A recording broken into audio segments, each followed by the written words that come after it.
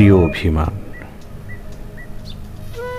আমি বিবর্ণ গোধূলির মতো ঢলে পড়া সন্ধ্যার আকাশে মিলিয়ে গেছি তোমার অবহেলা আর ঘৃণার পরশে।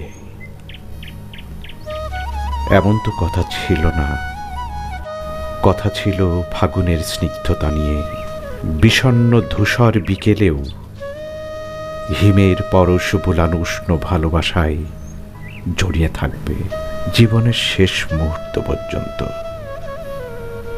অথচ চৈত্রের প্রখর খরার মতো বিচ্ছেদের সুরে ভরিয়ে দিয়ে চলে গেলে। জানো তো, সকালগুলো কেন জানি আর শুভ হয়ে আসে না, শুভ্র স্নিগ্ধ আলো ছড়িয়ে আলোকিত করে না। ইট কাঠ পাথরের কংক্রিটের জীবনে ভীষণ মলিন আর আধারে ঢেকে থাকে চারপাশ। হৃদয় আকাশে জমে থাকা অভিমানের মেঘে হঠাৎ হঠাৎ করেই তুমুল বৃষ্টি ঝরে পড়ে। হৃদয় মন্দিরে গভীর শূন্যতায় সব যেন কেমন খাঁ খাঁ করে। বিষাদ মাখা শব্দহীন আর্তচিৎকারের ভাষা কেউ শুনতে পায় না।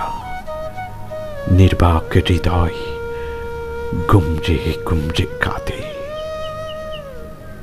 এ কেমন আঘাত করলে রক্ত ঝরে না, কোনো আঘাতের চিহ্নও নেই, শুধু নীরব যন্ত্রণা।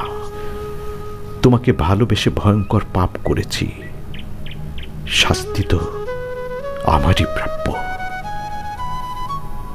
মানুষ মানুষ মুহূর্তের মধ্যেই কেমন করে যেন বদলে যায়।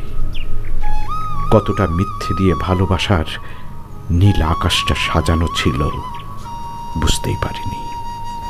অনুভূতিহীন সম্পর্কের বেড়াজালে বন্দী ছিলাম, তাই একটু হাওয়াতে ভিতটা নড়ে গেল।